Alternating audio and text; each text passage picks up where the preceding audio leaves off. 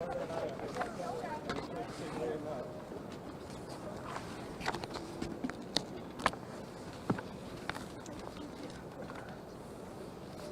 right, good afternoon, everyone. Thank you for coming. Who thinks it was my idea to have this outside? Anybody? That's what I thought. Again, my name is Sean Barnes, Shonbarnes. I'm the Chief of Police for the Madison Police Department. I want to begin by thanking the members of our community as well as the media for coming out today.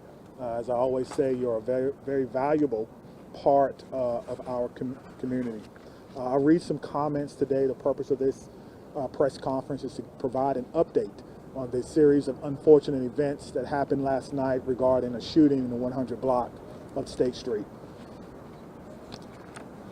Let me begin by just simply saying that holiday lights, crime scene tape are not a good match, ever. Unfortunately, that's what we were faced last night or yesterday around 3:30 when we had a shooting that took place in the 100 block of State Street. Since yesterday, we have identified the suspect in this case as 40-year-old Lamar Jefferson. 40-year-old Lamar Jefferson. We do consider Mr. Jefferson armed and dangerous. If you see him or know him, please contact the police department immediately. Do not approach or interact with him. Jefferson has ties to the Milwaukee area. He and the victim knew one another, and this was a targeted incident. Multiple rounds were fired last night, and the victim suffered multiple gunshot wounds. Responding officers were here moments after the shots were fired and provided life-saving aid to the victim. He was transported. He's currently alive and under the care of medical professionals. We think the response from the police officers made definitely benefited the victim in this case after being shot multiple times. We know that many of you may feel uneasy after last night's events, and we want to reassure our public that we're doing everything possible to keep Madison safe. Extra patrols will be in the area from now until the foreseen future. Our leadership from the Central Police District, who are here with me today, spent much of the day talking to business owners about our safety plans for them. State Street is located in our special events zone, and what that means is it gives our analysts quick access to data. I want to share some of that data that I asked our analysts to look at today. In 2021, we responded to 11 weapons incidents in the zone. Yesterday's shooting was the first weapons incident this year, which means that we went through our summer strategic plan without having a weapons incident here in Madison. Crime has been trending down in this area for several years. Our crime analyst reports that compared to specific types of crimes, we looked at everything from burglaries to shootings to drug incidences today, from 2016 through this year. Our 2022 level for State Street area is well below the numbers we saw in 2016 and in 2019. We are at or below what we saw in the summer of 2020, when much of the year was spent on a lockdown due to the coronavirus pandemic.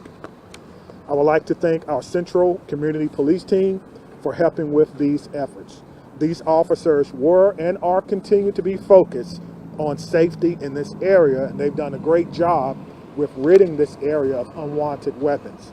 For example, this year in this area that I just talked about, our special events zone, they've recovered 20 guns, 20 weapons out of this area.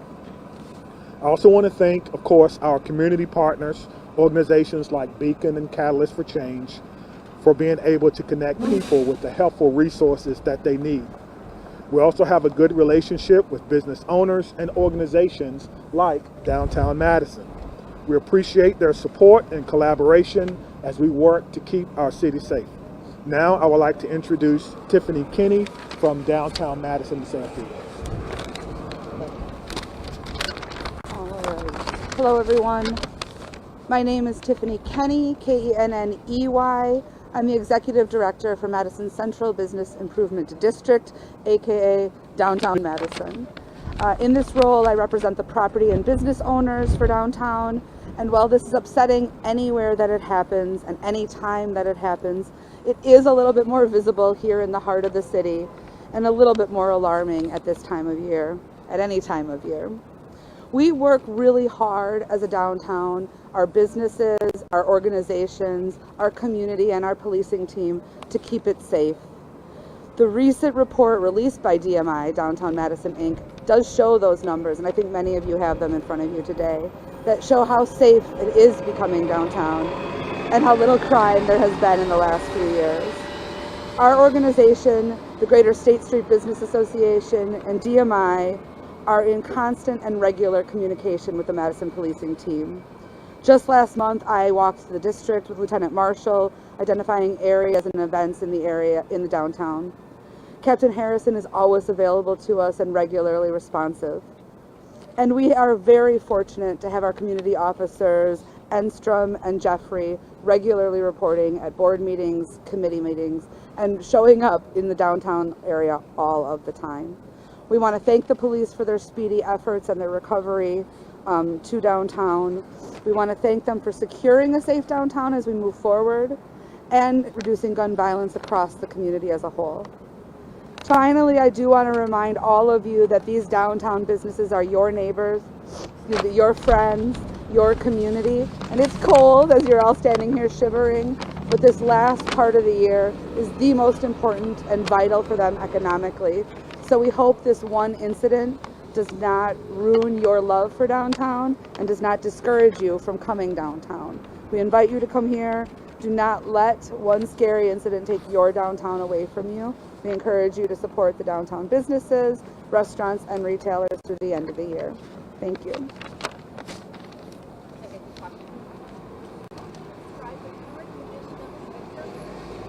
He's currently receiving treatment. He went to surgery last night and he's in recovery.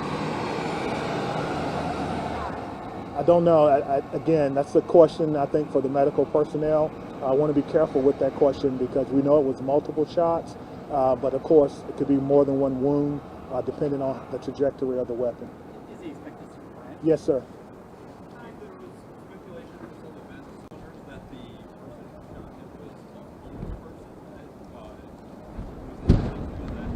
Well, Colton, we know that he has no known address here in Madison. His last known address was in Milwaukee, so we're not unable to determine the status of his shelter at this time. Did you say how old the victim was or where he's from? I did not know. Did you not say that? I don't know. We can get back to you on that. I don't know. I'm sorry. Can you speak up just a little bit? Was there some type of incident that led to the shooting? Yeah, we know that there was a disagreement between the two prior, and we think that that disagreement led to this particular incident last night. So. You had another fatal shooting last week off of John Nolan. That's correct. Any updates on that? Yeah, we don't have any updates on that. We're still currently working. We do believe that those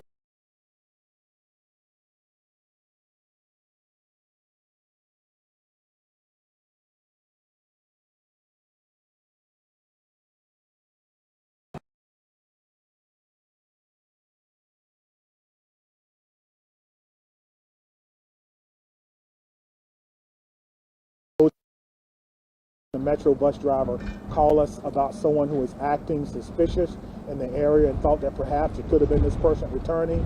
And so out of an abundance of caution, we went to the area to look for this person. We knew the Cole Center had an event going on, and so we asked for a soft lockdown, meaning that the patrons were free to go and come as they wanted to, but we thought it was the right thing to do to let them know that we were in the area looking, but nothing turned up on that.